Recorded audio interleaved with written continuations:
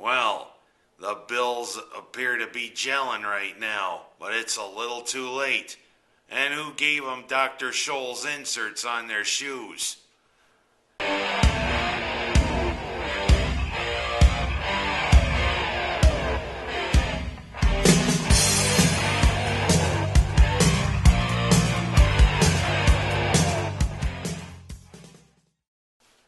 It's kind of a little late in the season, Bills fans, but it seems as though Buffalo's plan might be finally coming together. The Bills are actually playing like a decent team after stumbling 0-8 out of the gate.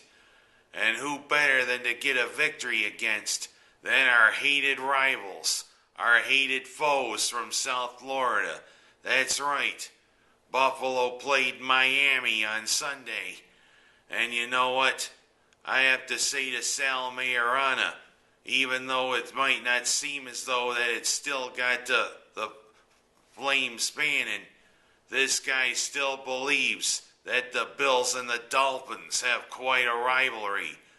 I'm one of those that still remembers the streak when we went 0 for 70s against the Fish.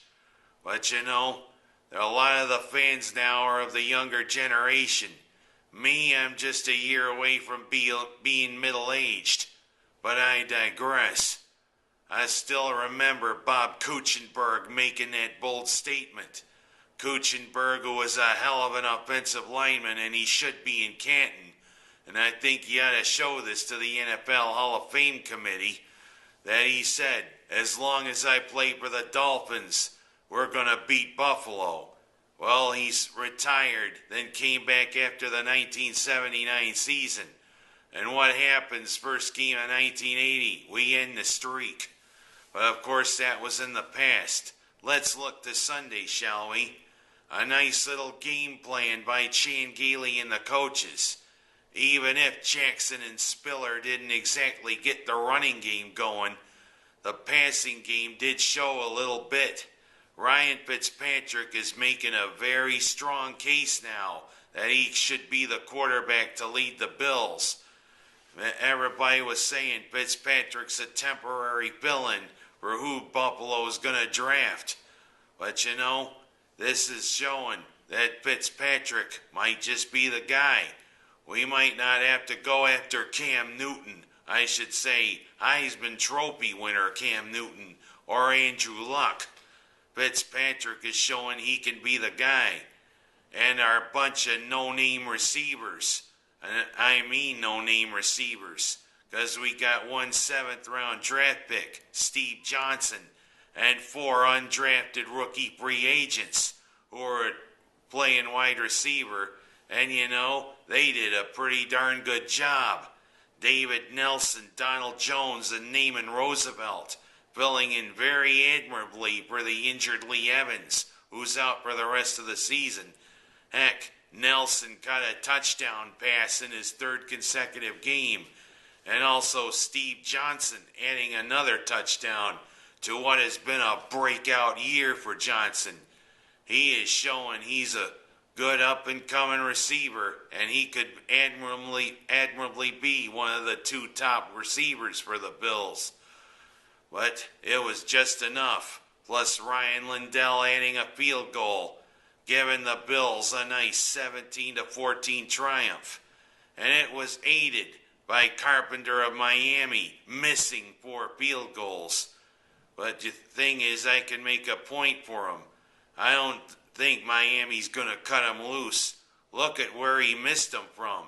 2 from 48 yards, 1 from 53 yards, and 1 from 61 yards. That's quite a distance. Because, you know, I mean, kickers can have accuracy concerns, but you know, that's quite far to might say to Tony Sperano to cut him loose. I hope Carpenter is still on the roster because, you know, that was a lot to ask. But, you know, his misses were a boon to the Bills. 17-14. We're now 4-10. And we got a big one coming up this Sunday. Yep, coming into Orchard Park for the final home game of the season. It's Tom Brady and New England. God, I hate him. Hate him and that pretty little wife of his. You know, how does it these guys seem to get the pretty ladies? Especially Giselle Bundchen there. Supposedly the thing behind his new hairdo, which makes him look like a refugee out of the late 80s. Heck, I'm a refugee of the late 80s, and look at my hair. It's nice and short, unlike then when it was nice and long. Although I didn't poof it up like the Rockers, which I followed. But you know, hopefully the Bills can rock Tom Brady and the Patriots right out of Orchard Park.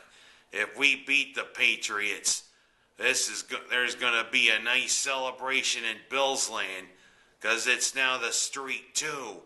We just can't seem to beat the Patriots. Bill Belichick and Tom Brady have our number, but we'll turn these Patriots, hopefully, into some Patriots limping back to Foxborough.